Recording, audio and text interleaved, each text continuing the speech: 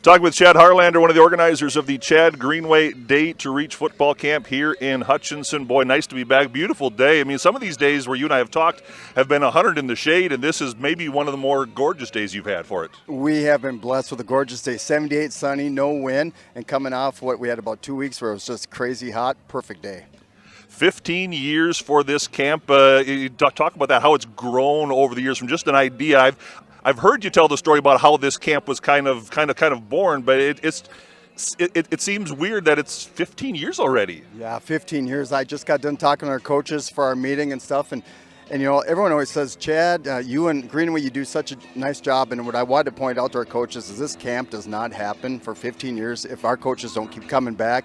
A lot of our coaches give up a day of work. They drive from the cities, they drive from South Dakota to come out be part of this. And so you got to have good people to run a camp for 15 years. And this community has stood behind it, whether it's Litchfield or Hutchinson. We've been blessed.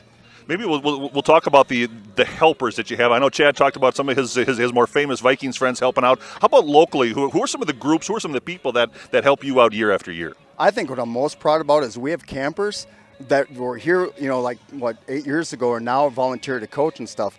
And then, we got Tim Peterson, who has been with me for all 15 years, quarterbacks coach. He played in the NFL back in the day. DeJohn McKnight, who drives out from the cities, former Minnesota Gopher. Chuck Hartman. We just got a list of coaches. We got a lot of local coaches that every year says, Harley, we leave this date open just for you and Chad. Tell us about this year's event. What's going to be going on here today? Well, today's theme is this. It's family. And it's forget about me, I love you.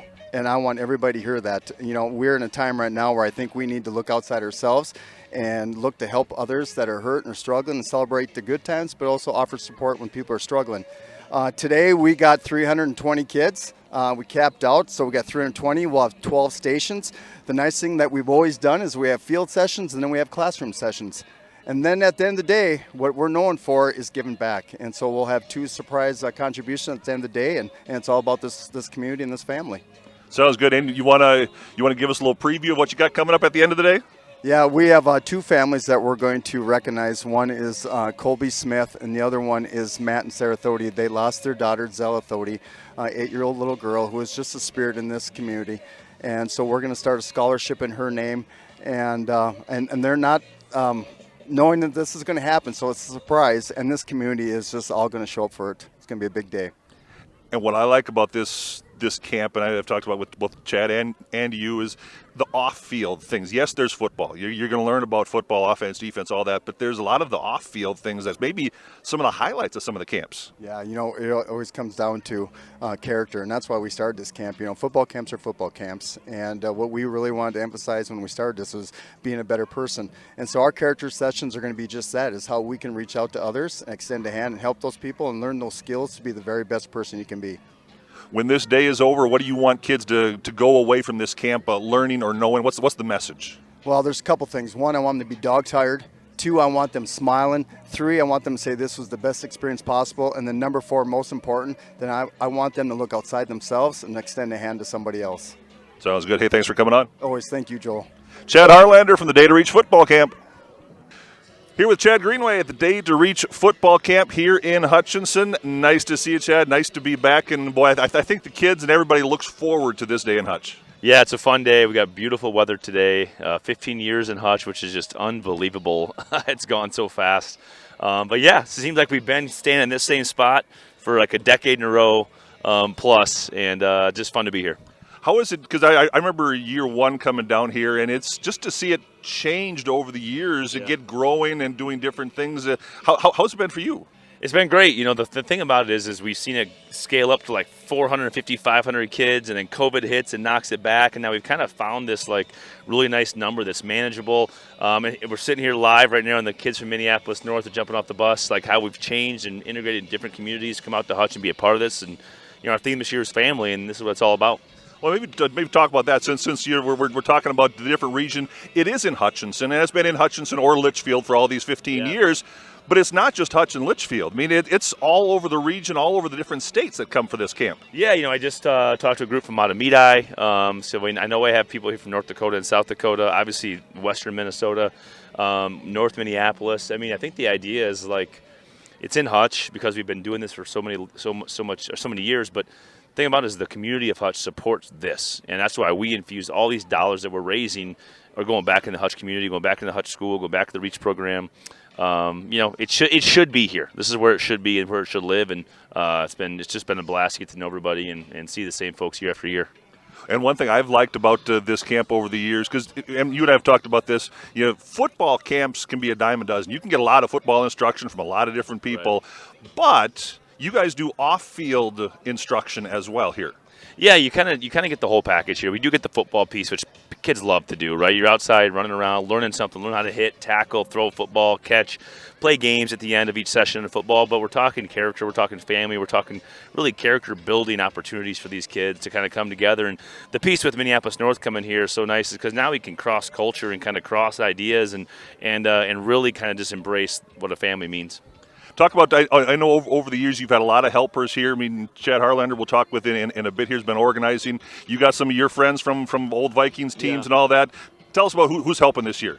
Yeah, we have some good old guys coming over here. Stu Voigt, Dave Dixon's here for sure. I've seen them already. Harley's here putting together a massive team of volunteers, high school coaches across the region, old buddies, calling in favors from across multiple states that folks that drive in, and they do it every year. And they do it they don't do it for me. They do it for the kids. They do it for the REACH program. They do it for Harley, and that to me says a lot. Let's got to get a few football questions in here as well. And at this time of year, you got the Vikings training camp going on. Yep. Do you miss Vikings training camp right now? Oh, no, Joel, absolutely not. The furthest thing from my head is that. I mean, I wake up, get a big old smile on my face and a cup of coffee in the morning when training camp starts and just enjoy that morning like nobody's business. My body's not going to be sore. I'm not going to be hurt. I'm not going to be beat up. I'm not going to have to go battle for my position or fight the media or fight the questions. And it's 11 years was more than enough for me to kind of walk away and really enjoy my retirement. Well, this Vikings team, a lot of people have high expectations for this Vikings team. What do you think? I mean, obviously, we're only in the first week of things right now, so there's a lot of things to go yet. Yeah. But what do you think?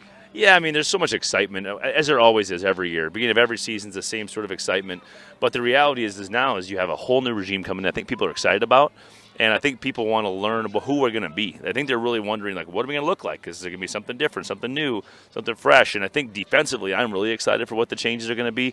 Do we have the personnel to fit those changes? We'll see. But offensively with a new coach, new system, can he maybe unlock a little bit more out of Kirk? Can we use the weapons we have? I'm just excited for the changes. Talk about the defense, and I'll focus on the linebacker core, which you might know a thing or two about playing linebacker. You got Zadarius Smith. I think you got Hendrick still there yet. Yep. I think Hunter is going to move and do some things. Yep. What do you like about this linebacker core? Yeah, I think the thing that's really different now is when you change to a kind of a 3-4 base is the inside linebackers have to be different. It's going to be interesting how Kendricks can react to that because he's going to be taking on more offensive linemen one-on-one, not as protected as he was before in the 4-3. But then again, the NFL is so much two linebacker sets because there's so many passing sets that's really Eric's game. So he's going to thrive in that as he always does. I think some of the pieces that they added are going to be really, really good. And I think that they need this training camp. They need a really good offseason. They've had a good summer. Now it's training camp time, and these are important 6 weeks for them. I always end with the same exact question, and this year's no different. Prediction for the year for the Vikings. I got to remember there's another game. I forgot that last year, I think. So we can go 10-7. Is that right? That gets me the right amount of games, right? 17 games now? Sure. I'm gonna go 10-7. As long as that gets us in the playoffs, I'm good with that. And 10 wins is always the cliche to get you in, but 10 may not be enough now with the. But 10-7 solid. I'm not changing. That's true. Hey, you can hear more from Chad on the Smorgasbord with me and on the Jake and Bauer Show this fall right here on KDUZ.